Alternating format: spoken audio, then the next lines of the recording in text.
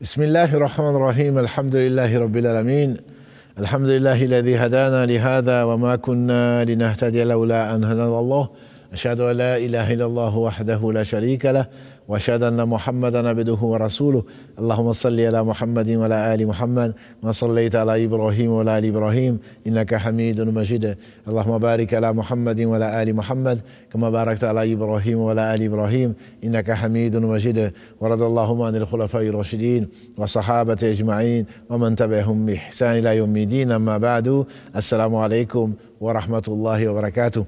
Les louanges, les remerciements, les éloges ne sirent qu'au vivant qui ne meurt pas, Allah, en dehors duquel il n'y a point d'être digne d'adoration, le premier qui n'a pas de début, le dernier qui n'a pas de fin, l'apparent, le dominant sur toutes choses, le subtil, le bien informé, nous le louons, comme tout ce qui existe sur la terre et dans les cieux. Nous revenons vers lui repentant, et c'est notre devoir.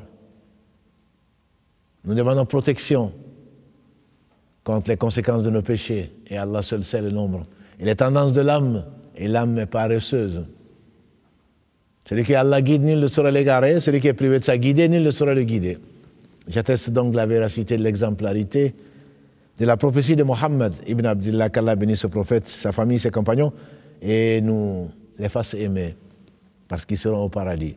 Celui qui ne les aime pas, ira en enfer, qu'Allah nous en préserve. Voilà le Ramadan terminé. Nous remercions Allah subhanahu wa ta'ala, et nous le demandons à l'exemple de son intime Ibrahim, Rabbana taqabbal minna innaka anta as-sami'ul alim wa tub alayna innaka anta tawwabur rahim. Quand Allah lui a ordonné de construire la Kaaba, Seigneur, accepte de nous, parce que c'est toi qui exauces et c'est toi qui sais tout. Et accepte notre repentir. Et donc, si ça c'est l'ami ou c'est l'intime d'Allah subhanahu wa ta'ala, que dire de nous? Qu'Allah accepte. Et qu'Allah nous incite à continuer à l'adorer comme il se doit. Et ceci commence par le fait de rendre les dettes. On a demandé au prophète sallallahu alayhi wa sallam, est-ce qu'un martyr entre au paradis?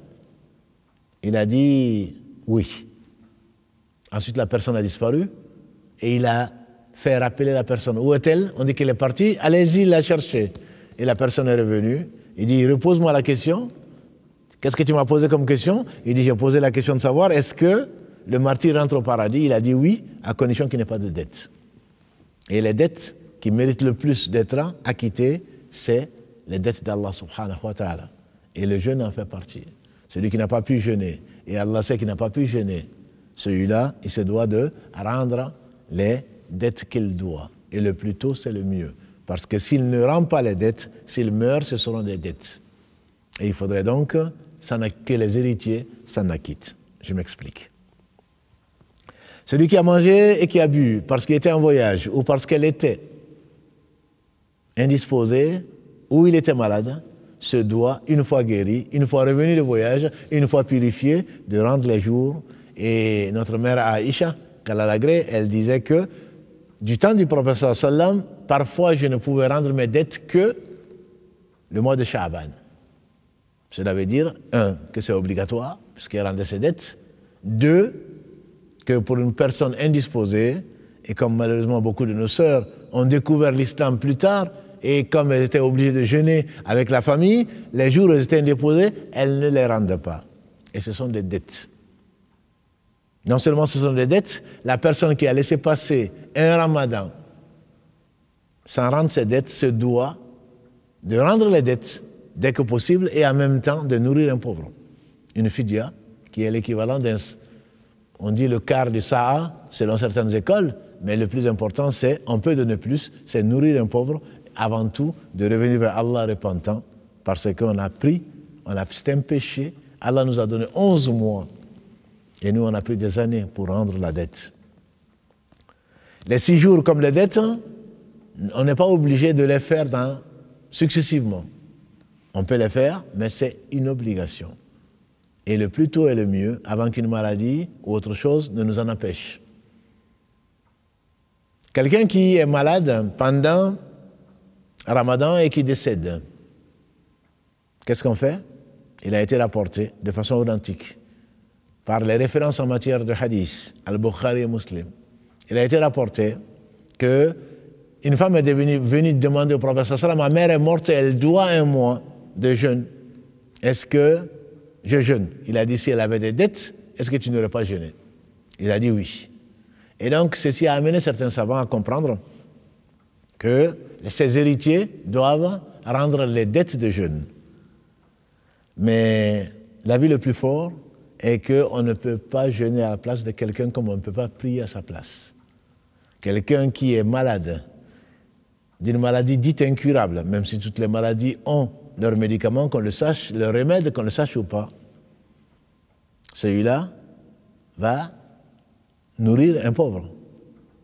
Alors s'il meurt, on nourrit un pauvre à la place quand il s'agit du jeûne obligatoire du mois de Ramadan. C'est l'avis le plus fort.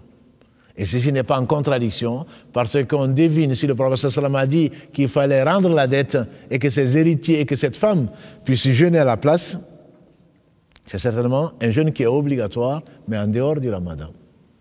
Parce que le Ramadan est obligatoire, et si ce jeûne pouvait être fait par les héritiers, la prière vaut plus que le Ramadan, que le jeûne du Ramadan. On demanderait aux héritiers de prier pour nous, ce qui n'est pas possible.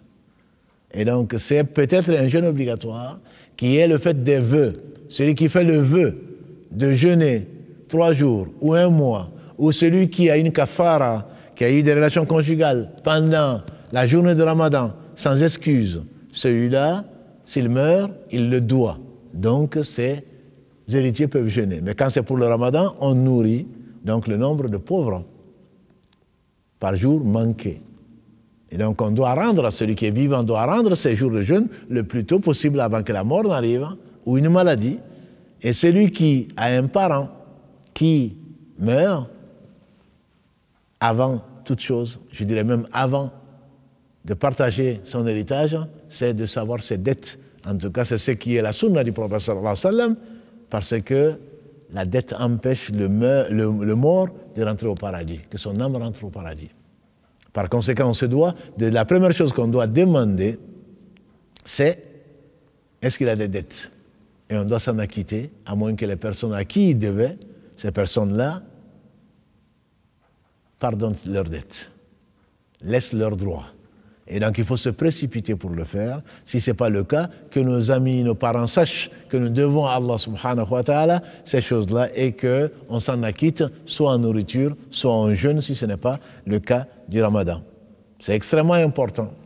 Et on doit même l'écrire au cas où on est malade ou on risque de ne pas le faire dans l'immédiat. On doit même l'écrire dans un testament ou le dire à nos personnes qui sont proches, parce que c'est le droit d'Allah subhanahu wa ta'ala, droit donc auquel on doit absolument donc s'acquitter.